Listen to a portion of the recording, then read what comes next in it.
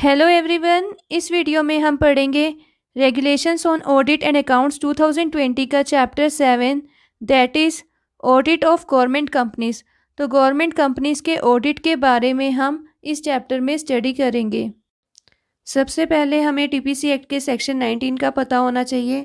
TPC act के section 19 में कहा गया है सीएजी गवर्नमेंट कंपनीज के अकाउंट का ऑडिट करेगा in accordance with companies act 2013। तो कंपनीज एक्ट 2013 के आधार पर गवर्नमेंट कंपनीज के अकाउंट का ऑडिट सीएजी करेगा।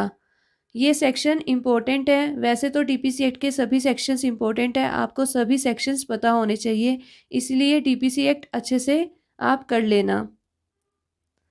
और जब गवर्नमेंट कंपनीज का ऑडिट किया जाता है तो उन ऑडिट्स के दौरान इंडियन अकाउंटिंग स्टैंडर्ड्स या जो भी अकाउंटिंग स्टैंडर्ड्स होते हैं, ऑडिटिंग स्टैंडर्ड्स, गाइडेंस नोट्स जिन्हें सेंट्रल गवर्नमेंट या institute of chartered accountants of India issue करता है, उन सबको भी ध्यान में रखना होता है। जब भी कोई न्यू गवर्नमेंट कंपनी या अदर कंपनी बनती है तो जो कंसर्न्ड मिनिस्ट्री या डिपार्टमेंट होता है इसकी खबर सीएजी को देता है, वो भी राइटिंग में विद इन 1 मंथ। यानी कि जैसे ही कोई न्यू गवर्नमेंट कंपनी या अदर कंपनी बनेगी तो जो कंसर्न्ड मिनिस्ट्री या डिपार्टमेंट होगा वो इसकी इन्फॉर्मेशन सीएजी को देगा विद इन 1 मंथ। और जो वो कंपनी खुद होती है वो कंपनी खुद भी इसकी इन्फॉर्मेशन सीएजी को देती है विद इन 1 मंथ, और साथ के साथ अपनी कंपनी की सारी डिटेल्स भी देती है कि उस कंपनी की क्या शेयर होल्डिंग रहेगी, क्या मैनेजमेंट की डिटेल्स हैं, और आर्टिकल्स ऑफ एसोसिएशन की एक कॉपी भेजती है, मेमोरेंडम ऑफ एसोसिएशन की भी कॉपी सीएजी को भेजती है। तो जब भी कोई न्यू गवर्नमेंट कंपनी या अदर कंपनी बनती है तो जो कंसर्न्ड मिनिस्ट्री या डिपार्टमेंट होता है वो सीएजी को इन्फॉर्म करता है विद इन 1 मंथ, और साथ ही साथ वो कंपनी खुद भी सीएजी को इंटीमेट करती है अपनी फॉर्मेशन के बारे में और अपनी डिटेल्स भी सीएजी को देती है विद इन 1 मंथ। ऐसे ही जब भी कोई कंपनी जो एग्जिस्टिंग गवर्नमेंट कंपनी होती है या अदर कंपनी होती है, अगर वो अपना काम बंद करती है, यानी कि कोई गवर्नमेंट कंपनी या अदर कंपनी बंद होती है, तो इसकी खबर कंसर्न्ड मिनिस्ट्री या डिपार्टमेंट सीएजी को देता है विद इन 1 मंथ। जैसे ही कोई गवर्नमेंट कंपनी या अदर कंपनी बंद होगी तो उसके 1 महीने के अंदर अंदर सीएजी को इन्फॉर्मेशन दी जाती है बाय द कंसर्न्ड मिनिस्ट्री या कंसर्न डिपार्टमेंट। और जब कोई कंपनी गवर्नमेंट कंपनी का रूप लेती है या फिर अदर कंपनी में कन्वर्ट होती है तो जो कंसर्न्ड मिनिस्ट्री या डिपार्टमेंट होता है वो सीएजी को इन्फॉर्म करता है विद इन 1 मंथ, और वो कंपनी खुद भी सीएजी को इन्फॉर्म करती है और अपनी सारी डिटेल्स भी सीएजी को पहुंचाती है with in 1 month of such occurrence. तो ये सब कुछ आपको पता होना चाहिए। जैसे ही कोई न्यू गवर्नमेंट कंपनी बनेगी या अदर कंपनी बनेगी तो उसकी इन्फॉर्मेशन सीएजी को दी जाती है विद इन 1 मंथ। जब कोई कंपनी बंद होगी तब भी उसकी इन्फॉर्मेशन सीएजी को पहुंचाई जाती है विद इन 1 मंथ। और जब कोई कंपनी गवर्नमेंट कंपनी का रूप लेती है, किसी और कंपनी में कन्वर्ट होती है, तब उसकी खबर भी सीएजी को पहुंचाई जाती है with in 1 month. Next is statutory auditor. Statutory auditor कौन होता है? जो गवर्नमेंट कंपनीज या अदर कंपनीज की अकाउंट का ऑडिट करता है उसे बोलते हैं स्टैट्यूटरी ऑडिटर। कंपनीज एक्ट 2013 के सेक्शन 139 के सब सेक्शन 5 एंड 7 में बोला गया है statutory auditor is appointed by CAG. यानी कि जो सीएजी है वो स्टैट्यूटरी ऑडिटर को अपॉइंट करता है। ये बहुत इंपॉर्टेंट है, ये याद रखना। Statutory auditor is appointed by CAG. CAG statutory auditor को 1 फाइनेंशियल ईयर के लिए अपॉइंट करता है by the process of selection, लेकिन वो उसे रीअपॉइंट कर सकता है on year two year basis.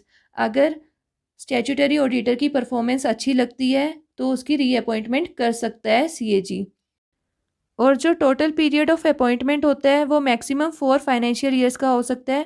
4 financial year से ज़्यादा किसी एक बंदे को स्टैट्यूटरी ऑडिटर अपॉइंट नहीं कर सकते। Next point is general clauses act 1897 के आधार पर सीएजी स्टैट्यूटरी ऑडिटर का टेन्योर पूरा होने से पहले ही उसकी अपॉइंटमेंट को टर्मिनेट कर सकता है for reasonable and sufficient grounds.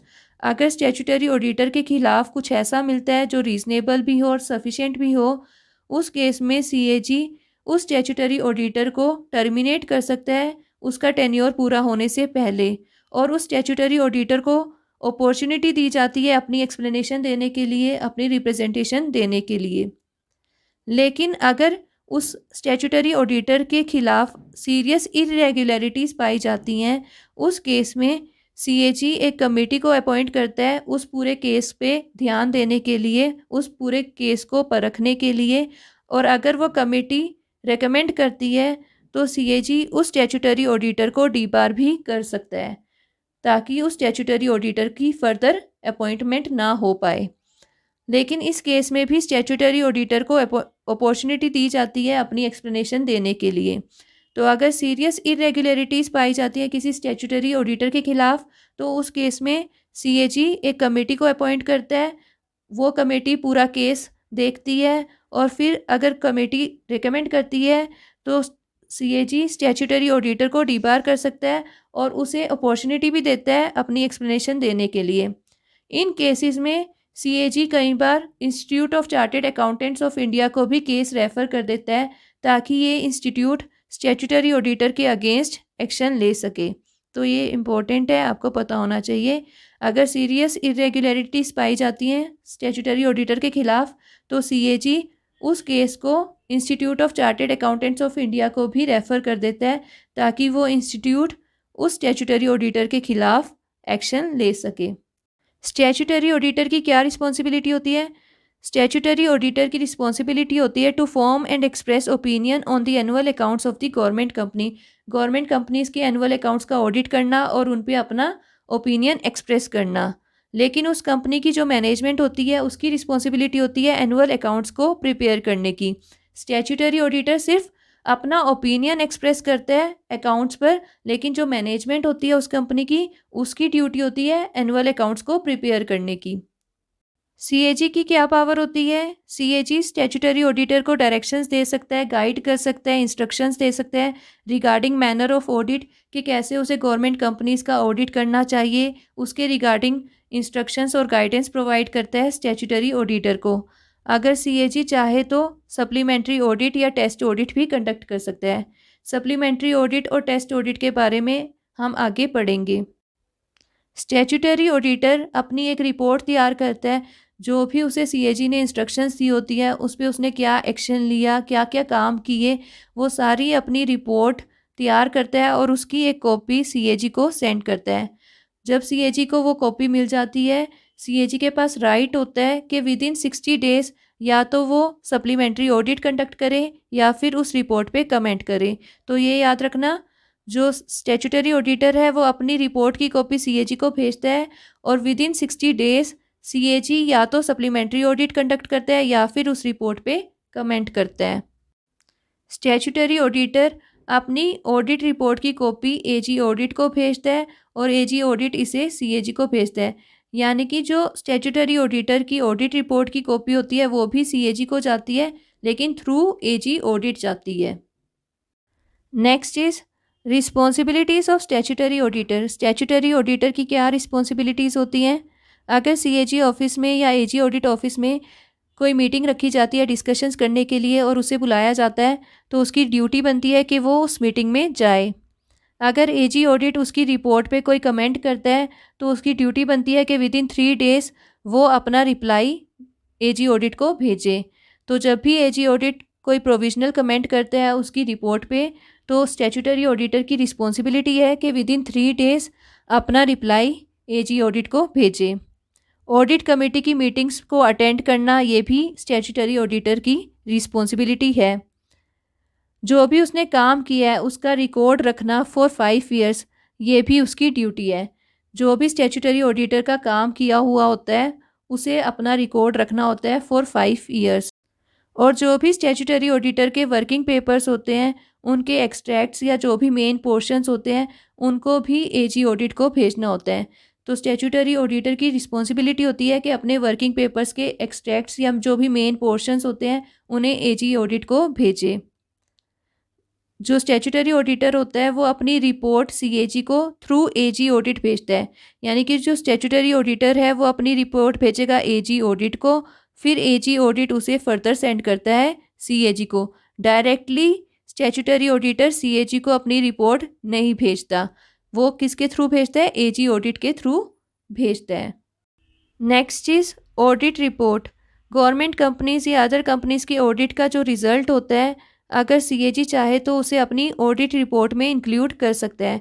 यानी कि गवर्नमेंट कंपनीज़ या अदर कंपनीज़ के ऑडिट के रिज़ल्ट को भी ऑडिट रिपोर्ट में इंक्लूड कर सकते हैं। Next is section 19A of TPC act.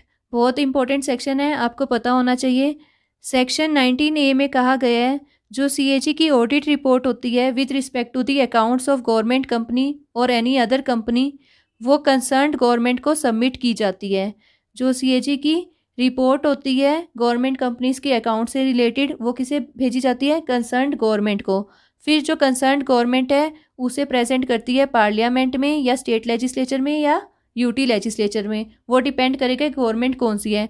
अगर सेंट्रल गवर्नमेंट को सबमिट की गई है तो वो पार्लियामेंट में प्रेजेंट करेगी, अगर स्टेट गवर्नमेंट है तो वो स्टेट लेजिस्लेचर में प्रेजेंट करेगी, अगर वो यूटी गवर्नमेंट है तो वो यूटी लेजिस्लेचर में प्रेजेंट करेगी। तो ये इंपॉर्टेंट है, जो सीएजी की ऑडिट रिपोर्ट होती है गवर्नमेंट कंपनीज या अदर कंपनीज के अकाउंट से रिलेटेड, वो किससे सबमिट की जाती है? कंसर्न्ड गवर्नमेंट को। और फिर कंसर्न्ड गवर्नमेंट उसे या तो पार्लियामेंट में प्रेजेंट करती है या स्टेट लेजिस्लेचर में या यूटी लेजिस्लेचर में। वो डिपेंड करेगा कि वो गवर्नमेंट कौन सी है। आज के लिए इतना ही था। आई होप आपको समझ आया हो। नेक्स्ट वीडियो में हम रिमेनिंग टॉपिक्स करेंगे इस चैप्टर के, जैसे कि सप्लीमेंट्री ऑडिट क्या होता है, टेस्ट ऑडिट क्या होता है, ऑडिट बोर्ड क्या होता है, ऑडिट एरियर्स कमेटी क्या होती हैं। ये जो मेन टॉपिक्स रह गए हैं वो हम नेक्स्ट वीडियो में कवर कर लेंगे।